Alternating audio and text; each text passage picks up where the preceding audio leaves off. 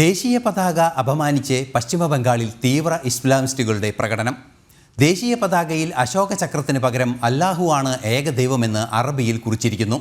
കഴിഞ്ഞ ദിവസം ഹിന്ദുക്കളുടെ വീടുകൾക്കും സ്ഥാപനങ്ങൾക്കും നേരെ മാൽഡയിൽ ആക്രമണം നടന്നതിന് പിന്നാലെയാണ് മെദിനിപൂർ എന്ന പ്രദേശത്ത് തീവ്ര ഇസ്ലാമിസ്റ്റുകൾ ദേശീയ പതാകയെ അപമാനിച്ച് തെരുവിൽ പ്രകടനം നടത്തിയത്.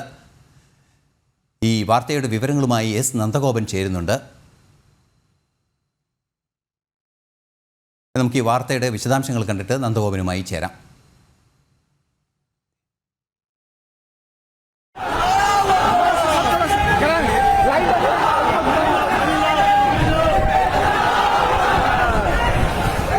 സാമൂഹ്യ മാധ്യമങ്ങളിൽ വ്യാപകമായി പ്രചരിക്കുകയാണ് ഈ ദൃശ്യങ്ങൾ. പശ്ചിമ ബംഗാളിലെ മെദിനിപൂരിൽ തീവ്ര ഇസ്ലാമിസ്റ്റുകൾ നടത്തിയ പ്രകടനമാണിത്. ഇതിൽ ദേശീയ പതാകയോട് സാദൃശ്യമുള്ള പതാക ഉപയോഗിച്ച ഇസ്ലാമിസ്റ്റുകൾ അതിൽ അശോക ചക്രം ഒഴിവാക്കി പകരം അള്ളാഹുവാണ് ഏകദൈവമെന്ന് ഒരു വാളിന്റെ ചിത്രത്തോടൊപ്പം എഴുതി വെച്ചിരിക്കുന്നു.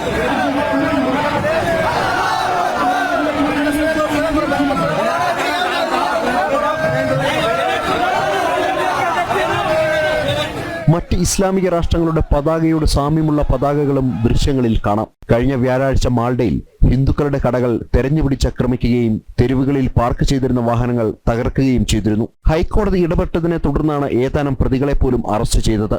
മാൽഡയിൽ ക്രമസമാധാനം തകർന്നെന്നും കേന്ദ്ര സായുധ പോലീസിനെ വിന്യസിക്കണമെന്നും ആവശ്യപ്പെട്ട് പ്രതിപക്ഷ നേതാവ് ഗവർണർ CV ആനന്ദബോസിനെ സമീപിച്ചിരുന്നു. ജനം, ഡൽഹി.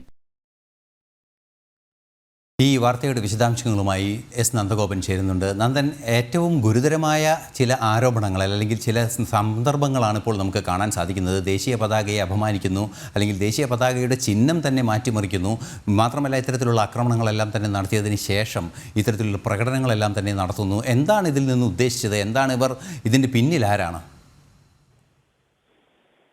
പശ്ചിമ ബംഗാളിൽ നിന്നുമാണ് ഈ കാഴ്ചകൾ വരുന്നത്. മെദിനിപൂർ എന്നുള്ള സ്ഥലത്താണ് ഈ ഒരു റാലി നടന്നത്. തീവ്ര ഇസ്ലാമിസ്റ്റുകൾ ചേർന്ന് നടത്തിയ റാലിയിൽ അവിടെ ഭാരതത്തിന്റെ ദേശീയ പതാകയ്ക്ക് സമാനമായ ഒരു പതാക ഉപയോഗിക്കുന്നു.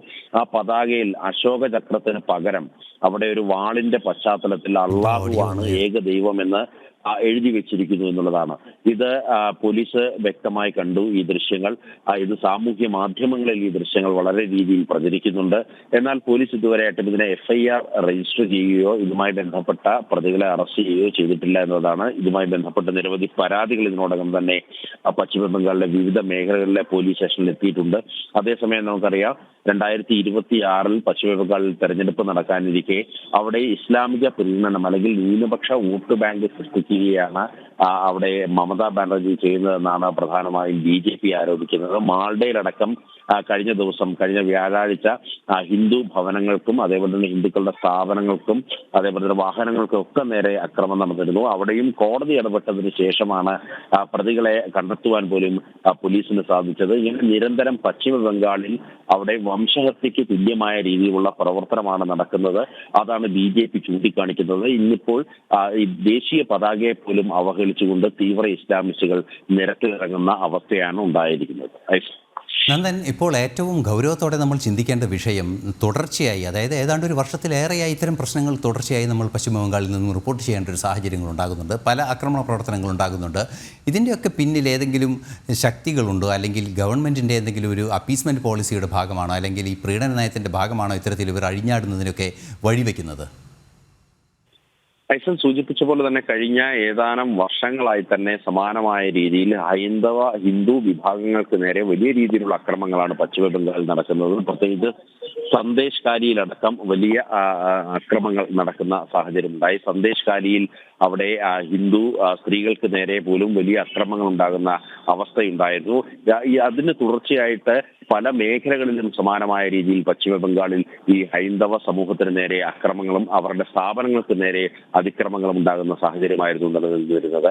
അവിടെ പ്രധാനമായും BJP ആരോപിക്കുന്നത് പശ്ചിമ ബംഗാളിൽ ഭരണത്തിലിരിക്കുന്ന തൃണമൂൽ കോൺഗ്രസ് ഈ ഇത്തരം തീവ്ര ഇസ്ലാമിസ്റ്റുകൾക്ക് അനുകൂലമായി നിൽക്കുന്നു എന്നുള്ളതാണ്. അതിനവർ കാരണമായി ചൂണ്ടിക്കാണിക്കുന്നത് പ്രധാനമായും ഈ ന്യൂനപക്ഷ വോട്ട് ബാങ്കാണ്. ന്യൂനപക്ഷ വോട്ട് ബാങ്കിന് വേണ്ടിയാണ് ഇത്തരം സംഭവങ്ങളോട് പശ്ചിമ ബംഗാൾ സർക്കാർ മമതാ ബാനർജി കണ്ണടയ്ക്കുന്നത് എന്നുള്ളതാണ് പ്രധാനമായും BJP ഉയർത്തുന്ന ആക്ഷേപം.